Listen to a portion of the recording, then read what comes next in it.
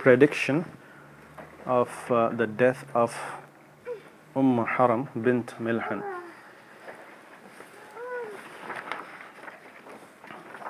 So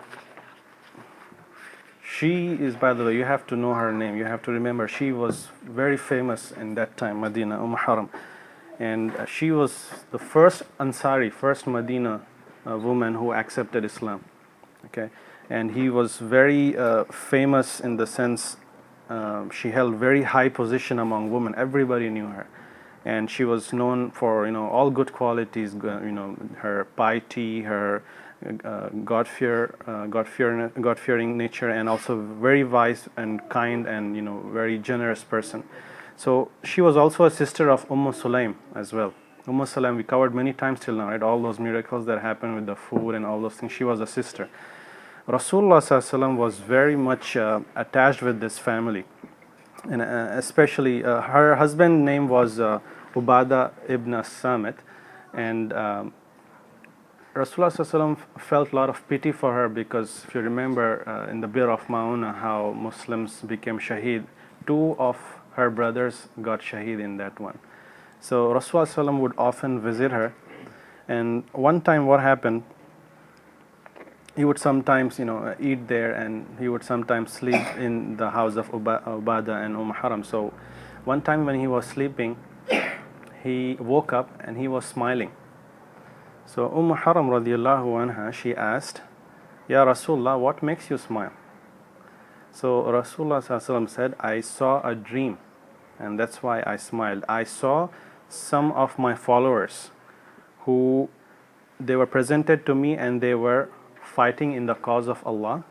They were making jihad, and they were amidst the sea, in the middle of the sea, and they were like kings on the thrones.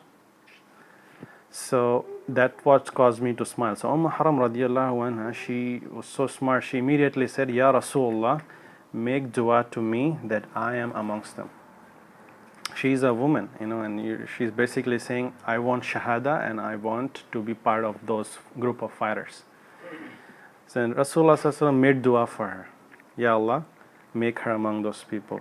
Then he slept again, and then after some time he woke up again, and again same thing, he was smiling, and he mentioned that this time also some of my followers presented to me, and they were like fighters, and repeated the same dreams. And Haram again made the same request, Ya Rasulullah ﷺ, make me among those. Pray to Allah that make me amongst those.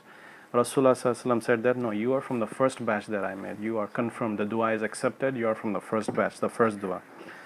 So exactly this is what happened.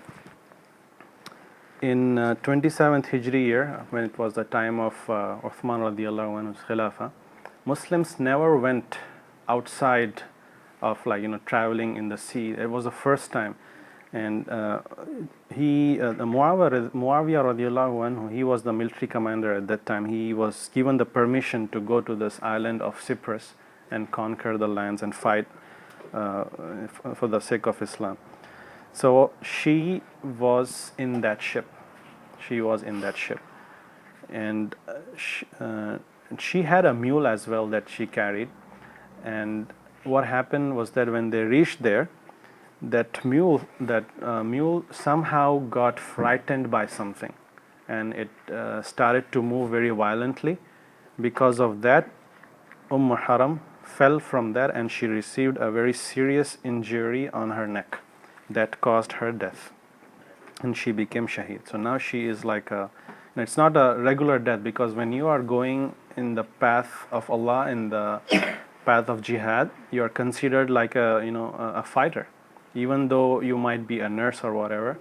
So you are going there, and she fell from the mule, and you are still on the way of jihad. You are considered a shaheed. You don't necessarily have to fight like enemies to become a shaheed. So these things happen. So that's the story of Haram, how that came true. And this was the first war, and the second batch that came, the Muslims fought many battles.